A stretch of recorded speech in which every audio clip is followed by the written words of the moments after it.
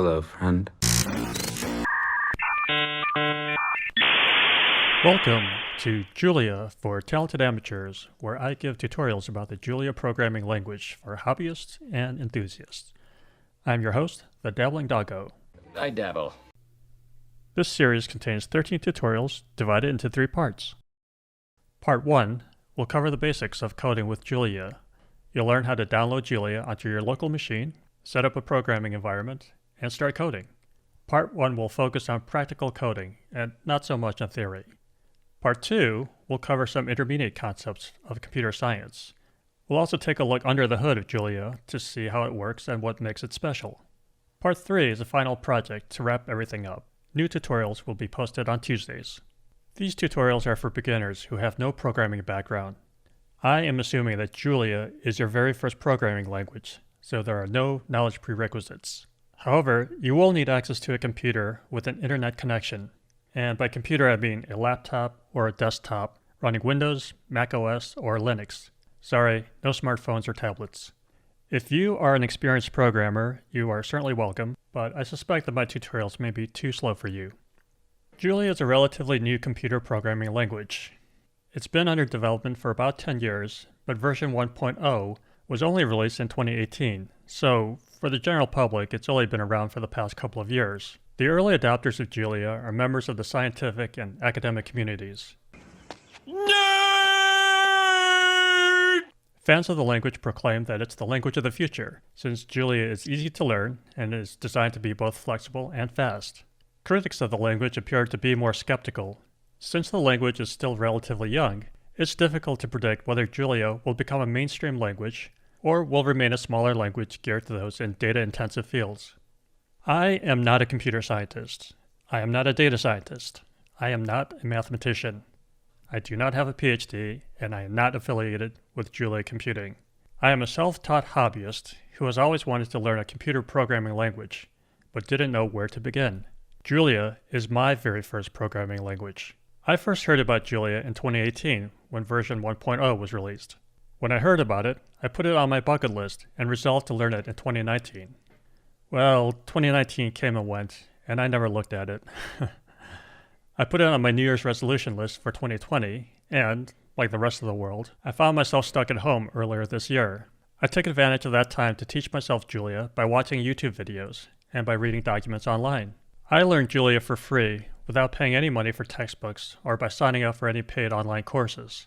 Unfortunately, most of the free resources online assume that you already know how to program in a different language.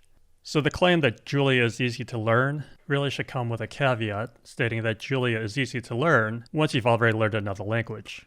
As a way of saying thank you to everyone who so generously made their knowledge available for free on the internet, I decided to start this YouTube channel to help people like me who are new to programming and are looking to learn Julia but don't know where to begin. It took me about 6 months to learn Julia, but I don't think that had anything to do with Julia itself. I suspect it would have taken me about that long with any language since I was starting from scratch and had to dig around for free resources.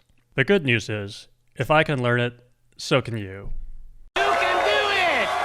My tutorial series is primarily based on the 2016 MIT class called Intro to Computer Science and Programming, taught by Dr. Anna Bell and Dr. Eric Grimson, and uploaded onto the MIT OpenCourseWare YouTube channel. Their lectures are taught using Python, which is a different computer programming language, but the concepts they share have provided me with a background to computer science and computational thinking that I lacked. My second primary source is the 2018 Intro to Julia tutorial presented by Dr. Jane Herriman and uploaded to the Julia Programming Language YouTube channel. Dr. Herriman's video is must-see TV, which serves as a gateway to Julia for many new users. Her video was my first Julia video. If you are an experienced programmer, I suggest that you watch Dr. Herriman's video first, as it may be all you need to get started with Julia. However, for those of you who do not have a programming background, stick to my tutorials, since I will be covering everything that a beginner needs. Links to both lecture series are provided in the description below. Alright, enough talk. Let's do some work. We're going to install Julia, and then we're going to install a text editor that we will use as our programming environment to access Julia for the rest of the tutorials. So first we're going to install Julia. So open up your browser. Do a Google search for Julia. And for me, it's the first one that comes up. So go to julialang.org.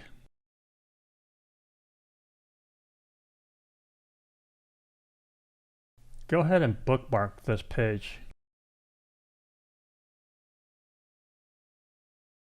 And then go to the documentation tab. And then go ahead and bookmark that as well. We'll be referring to this later. And then go back to the home page. And then that green button where it says download version 1.5.1, hit that. Then scroll down until you see your operating system. I'm going to be using Windows, the 64-bit installer. If you want to know what the difference is between an installer and the portable version, the portable one is if you're putting it onto a USB stick, which I don't have any experience with, so I can't speak to that. But I'm going to be using the 64-bit installer, which will load it onto my local machine. So hit that, and then it'll just take a few seconds to download.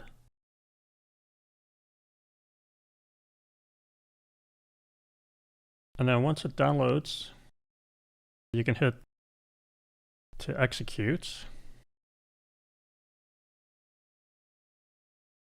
And then you should see a window pop up. And be sure you note this, the location of where it's being saved to. You're going to need that information later. I'm going to copy that. Hit next. And that's fine. Hit next. That should only take a few seconds, depending on your system. And then we're just going to hit finish.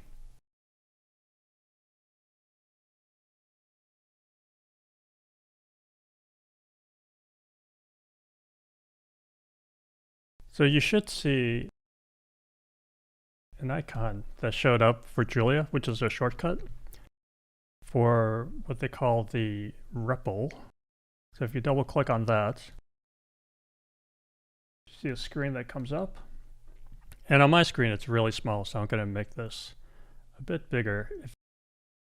If you go to the top bar and do a right click, you can find the properties where you can make adjustments. I'm going to select the large cursor size, and I'm going to hit a larger font so I can see it. But you pick whatever you're comfortable with. Those are my settings. And then type in where you see the cursor, type in print line, open and close parentheses, and then hit 2 quotation marks in between there, and type in hello, comma, world. And hit enter. You should see a hello world printout. And then the next line, hit 1 plus 1, hit enter, and you just see the number 2 print out. So just a quick comment about this environment that we're in. So this is called a REPL, which I don't know if you've ever heard that expression, but it stands for read, eval, print, loop. So I personally think it has a kind of a cool retro look to it. You may not think so, but I personally like it. It tells you a couple helpful information. It says what version of Julia you're running, which in our case is version 1.5.1.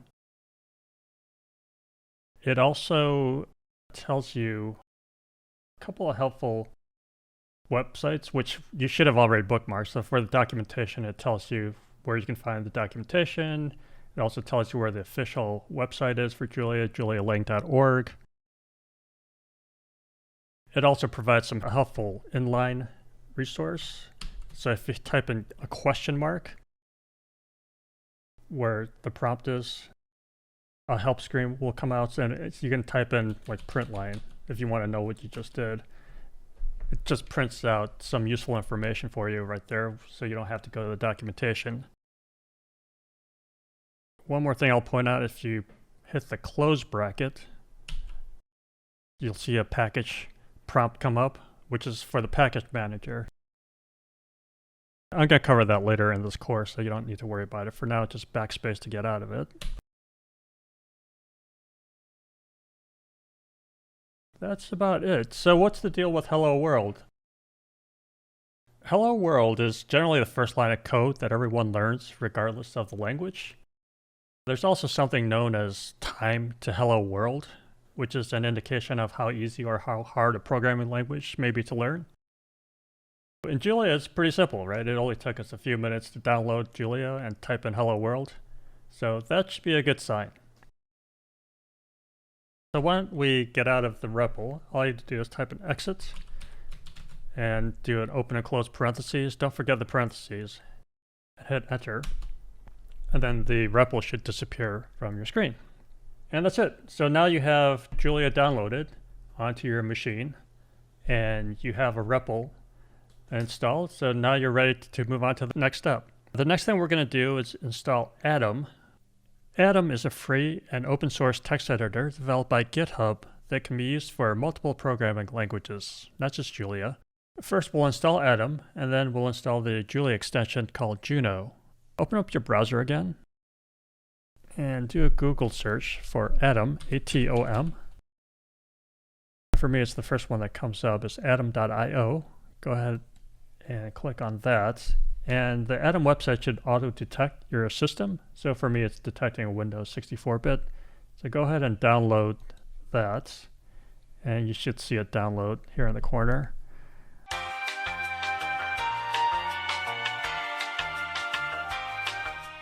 Okay, so once that's done downloading, go ahead and execute that.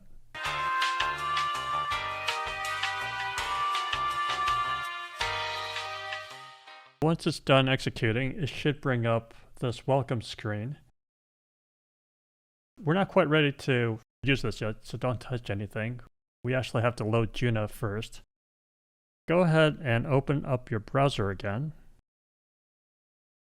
Go back to Google and type in Atom, A-T-O-M, Uber, U-B-E-R-Juno. And go ahead and select Uber Juno for Atom. This is the official installer for Juno, and then go ahead and click that green install button. Click Open Atom. On the right-hand side of Atom, now you should see something called Uber Juno. Go ahead and click that blue install button.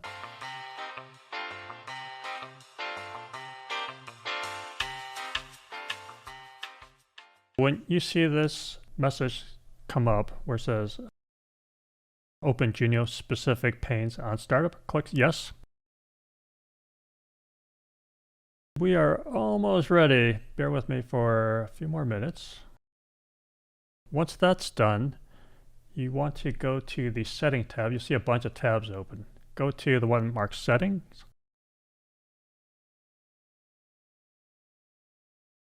You actually have to go back to Packages. And then look for the Julia client. Click Settings for that. And then here under Settings, there's this black box where it says Julia path. This is where you need to load in the path that Julia used to install the files into your local machine. So for me, this is the one I copied as I was installing. But what Atom's looking for is not just this. It's actually looking for the actual Julia executable file. So for me, Julia installed another folder called bin. And then the actual file, this julia.exe file, is in that folder. So if you're using a Windows machine, it should be exactly the same. You just need to enter bin/julia.exe. I don't have Mac, so I can't confirm what it's like, but it should be something similar. But this is the part that's important. Atom is looking for the actual location of the Julia executable file on your local machine. So once that's done, you click it outside the box. And then the rest, we're just going to clean up the user interface a little bit. So all these open folders we don't need anymore. So this telemetry consent, click no. This welcome, uncheck this welcome box, and then X out of that, close that. The Juno release notes, you can close that out. This welcome guide, you can X out of that.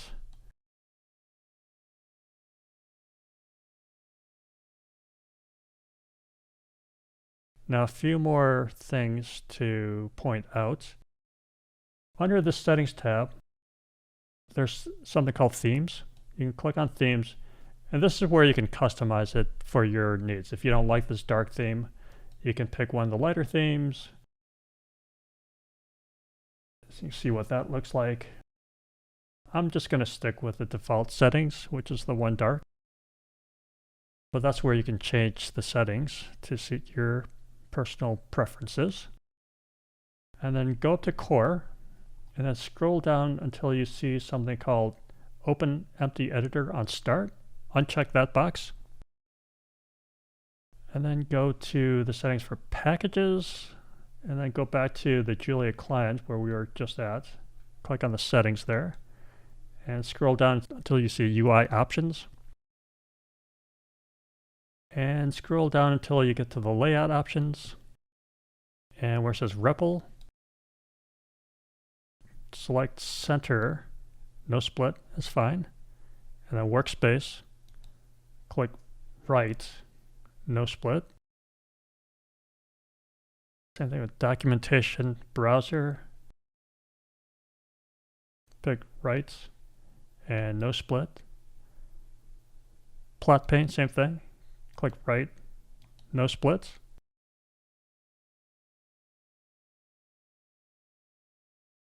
All these settings are saved automatically. There's no save button. And then go back to packages, and then scroll all the way down until you see GitHub, GITHUB, so that's GitHub, and then hit disable. And that's it for now. Once you've done all that, you can X out of Atom to close it down. We're just going to relaunch it to see how our settings changed everything. You should have an icon, a shortcut on your desktop for Atom, so double click on that. And what you should have is something that looks similar to this, where the REPL is on the left-hand side of the screen, and you have more panels on the right-hand side of the screen, where your workspace, your documentation, your plot pane, which we'll get into later. But for now, click anywhere in the REPL and hit enter. And it should load up a bunch of files, so this should just take a few minutes.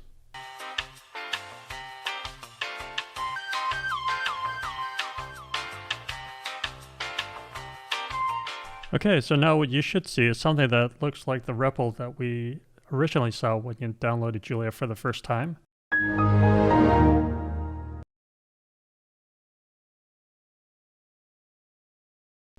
The font on my screen is really small, so I'm going to show you how to adjust the size of this font. Type in repeat, R-E-P-E-A-T, open parentheses, open quote, type the letter X, close quote, comma, space, 90, close parentheses, and hit enter. And what that did was it just printed the letter X 90 times.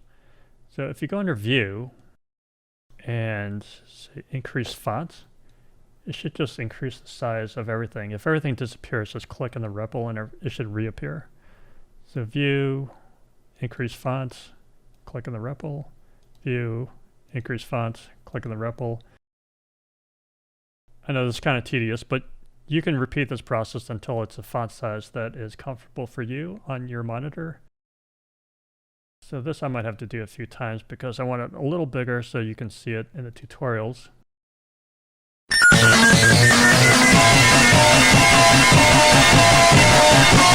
Okay, so that looks about right for my monitor. Hopefully you can see it in the tutorials.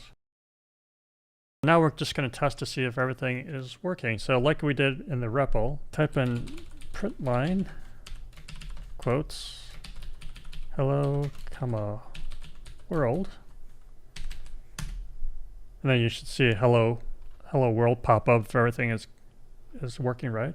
Type in 1 + 1, and then 2 should show up. Hit the question mark, and then your help screen should show up, and type in print line. And hit enter, and then the help screen comes up. It just describes what the print line function does. And the other things to mention that I didn't mention in the REPL is if you hit the up arrow, it brings up the last entry that you had. So if you keep pressing the up arrow, it'll just keep showing you the last thing you typed in. If you hit the down arrow, it takes you to the next one. So that's kind of convenient. You can scroll up and down from your last entries. And the other thing I want to show you is on the right-hand side. I'm going to skip this workspace for now. Under documentation, under the search bar, you can type in print line,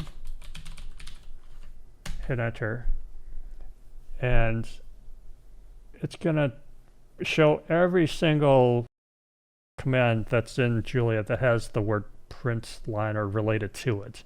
So it's a little more information than what's showing up in the inline help. So that's a useful resource. And then go back to the REPL. You can click anywhere in the REPL to get to your cursor. Then hit exits, open and close parentheses, hit enter. And you'll notice that it doesn't shut down everything like the REPL did when we did it the first time. What it does is it just opens up a new session of Julia. So to get out of Atom, all you need to do is hit the X to X out of it. And that's it. Just a note about Atom. Atom was developed by GitHub, but back in 2018, Microsoft acquired GitHub, and work on Atom seems to have stopped. So new users are now encouraged to use a Microsoft product called VS Code. Juno was developed by members of the Julia community as an extension for Atom, and now that work on Atom has stopped, work on Juno has stopped as well. Users of Juno are now being encouraged to migrate to the Julia extension for VS Code. So why am I teaching this tutorial using Atom and Juno and not VS Code and Julia? I've tried VS Code and the Julia extension, and I personally do not like it. Despite the developers' claims, my personal opinion is that Atom and Juno is still a better tool to learn Julia. I think VS Code and Julia may be fine for experienced programmers, but Atom and Juno offers more tools for beginners, so I'm going to continue teaching with Atom and Juno.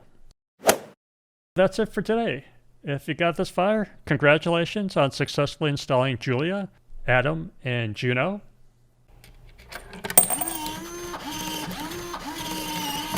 Proud of you, son. Today I shared the course overview and we installed Julia, Atom, and Juno. Next week I will lay out the foundations of computer science, and then I'll get into the basics of using Julia. If you enjoyed this video, please give it a thumbs up. For more wholesome Julia tutorials, please be sure to subscribe and hit that bell. If you have any questions, please post them in the comments below or send me an email at julia4ta@gmail.com. I will be uploading a video every Sunday to answer any questions that may come up.